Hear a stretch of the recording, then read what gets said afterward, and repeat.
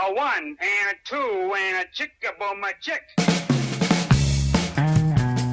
What you're about to hear is an excerpt from a keynote that I gave down in Florida in January this year.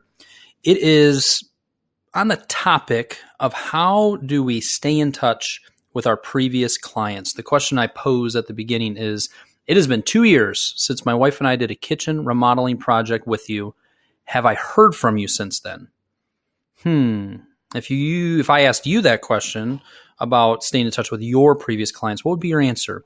In the clip, you're going to hear just some different ideas on how to improve the way you stay in touch with your previous clients. Get your pencils ready or your notes or whatever you're going to do, and try to grab one idea that you hear from this little 5 minutes. Enjoy. Thank you. So Glenn, my wife and I did a kitchen remodeling project with you 2 years ago. Hope you enjoyed it. So you're enjoying your kitchen. Yeah, it's lovely.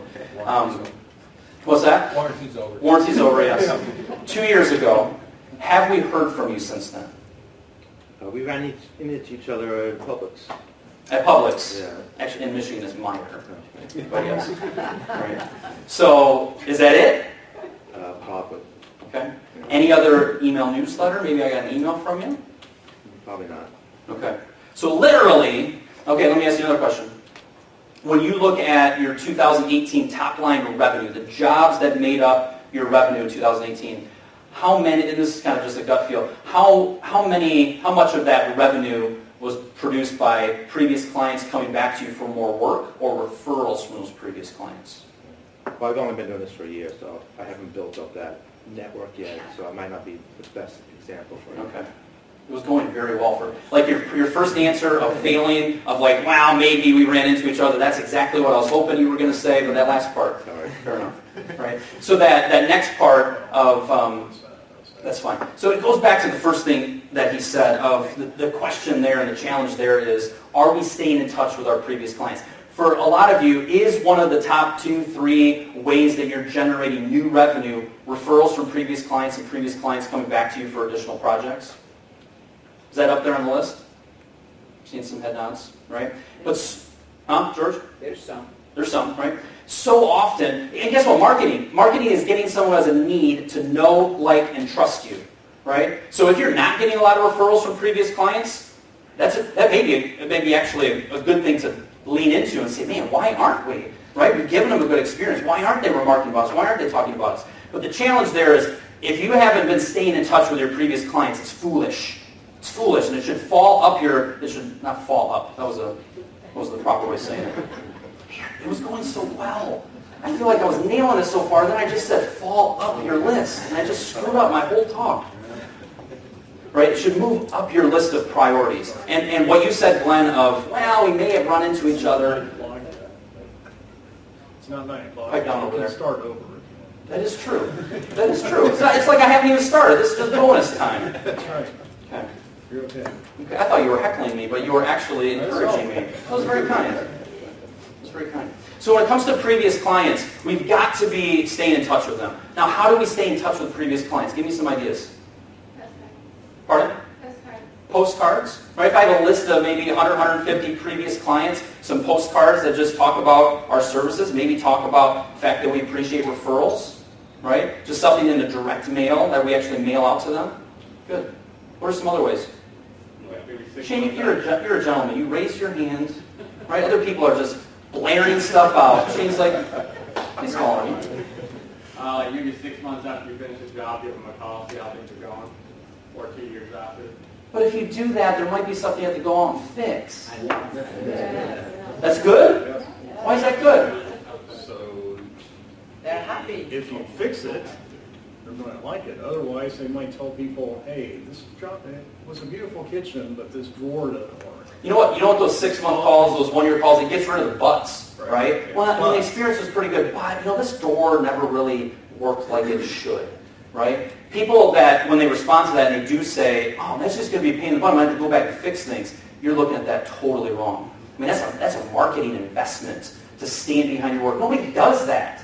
Nobody does that. So let's sit on that for a second. Nobody does do that. Nobody does, right? It stands out. Wait a minute, you're calling me not because you're looking for a final payment, not because of this or that. You're literally calling me to ask me how the job's doing. Right? That 6-month email could be, hey, we just wanted to check in, see if you had any care or maintenance questions, and check in and see how you were doing.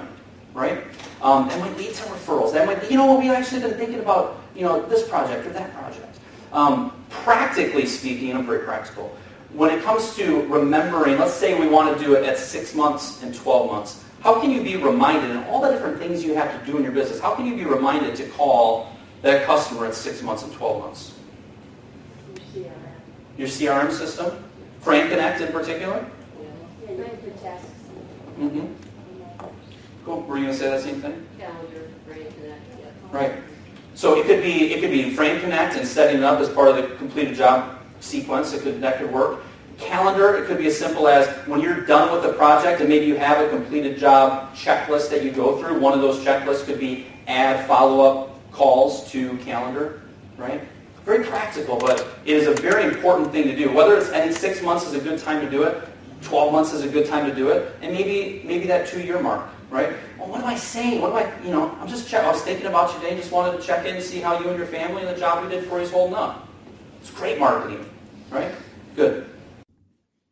So I wanted to highlight something I hope you heard right at the tail end of that recording. One of the ideas for staying in touch with your previous clients is very simply and practically picking up the phone and calling them. So if you have, number one, get your previous client list organized. Is it 50 people? Is it 100 people? Is it 400 people? Get your previous client list organized, and then perhaps your office manager or somebody that could help you with this, have them queue up 3 or 4 names every week for you to pick up the phone and call. It can be as simple as, hey, I was thinking about you today. Just wanted to check in, see if you had any questions about the project we did and see how you and your family are doing.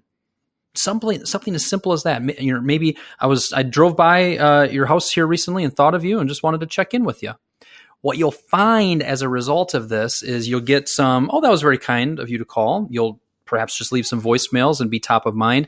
You'll also hear, it's really funny you called. We were just thinking about fill in the blank. Hopefully, maybe it's a project they were thinking about. So some very practical ideas there. Wanted to reiterate that. I'm working from home right now. The dog, her name is Lucy, is playing with a rattle toy, and I'm very much considering, should I re-record this audio? And then if you're really listening, I have a 7-year-old downstairs. My wife and the other kids are at a music rehearsal for a musical they're doing. And then my 7-year-old is downstairs yelling daddy because I think the show he was watching is over. But I'm real. This recording's real. Sometimes you just got to ship it out. You don't have to re-record things 18 times when you're creating content. Sometimes you just got to get it done, even if it's not perfect. So I'm going to use the dog rattling and the kid yelling as a quick lesson for you to just get it done. Even if it's not perfect, get it done.